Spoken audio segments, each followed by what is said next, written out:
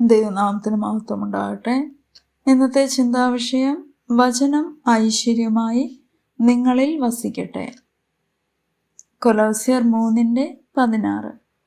സങ്കീർത്തനങ്ങളാലും സ്തുതികളാലും ആത്മീക ഗീതങ്ങളാലും തമ്മിൽ പഠിപ്പിച്ചും ബുദ്ധി ഉപദേശിച്ചും നന്ദിയോടെ നിങ്ങളുടെ ഹൃദയങ്ങളിൽ ദൈവത്തിന് പാടിയും ഇങ്ങനെ ക്രിസ്തുവിൻ്റെ വചനം ഐശ്വര്യമായി സകല ജ്ഞാനത്തോടും കൂടെ നിങ്ങളിൽ വസിക്കട്ടെ. ഇവിടെ വചനം എങ്ങനെ നമ്മുടെ ഹൃദയങ്ങളിൽ വസിക്കണമെന്ന് വ്യക്തമായി ഈ വചനം നമ്മെ പഠിപ്പിക്കുന്നു.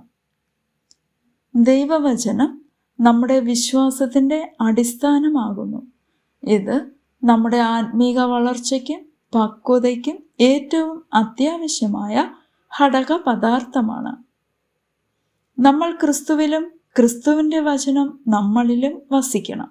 യോഹന്നാൻ 15:7. ഞങ്ങൾ നിങ്ങളോട് ആജ്ഞാപിക്കുന്നത് ക്രിസ്തുവിൻ്റെ വചനം സമൃദ്ധിയായി നിങ്ങളിൽ വസിക്കട്ടെ എന്നാണ്. തിരുവെഴുത്ത് അന്വേഷിക്കുവാനും പഠിക്കുവാനും ധ്യാനിക്കുവാനും വളരെയധികം സമയം ചിലവഴിക്കുക. നിങ്ങൾക്ക് ഉൾക്കാഴ്ചയും വെളിപ്പെടുത്തലും തരേണ്ടതിന് പരിശുദ്ധാത്മാവിനോട് ചോദിക്കുക. വെളിപ്പെടുത്തലിൻ്റെ പരിജ്ഞാനത്തിൻ്റെ നിക്ഷേപം ഐശ്വര്യമായി നിങ്ങളുടെ ഹൃദയത്തിൽ വസിക്കട്ടെ.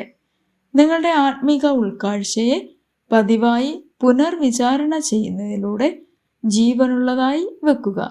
ദൈവത്തിൻ്റെ ആത്മാവ് നിങ്ങളിൽ കൊണ്ടുവന്ന ആത്മീക സത്യങ്ങളുടെ വിവേകത്തെ അപ്പോഴപ്പോൾ നിങ്ങളുടെ ഓർമ്മയിൽ കൊണ്ടുവരിക.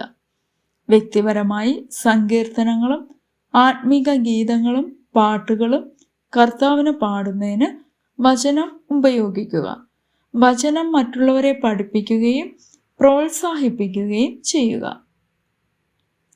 നിങ്ങൾക്ക് പകർന്നു തന്ന വെളിപ്പെടുത്തലിൻ്റെ എല്ലാ പരിജ്ഞാനത്തെയും പ്രവൃത്തിയിൽ കൊണ്ടുവരിക.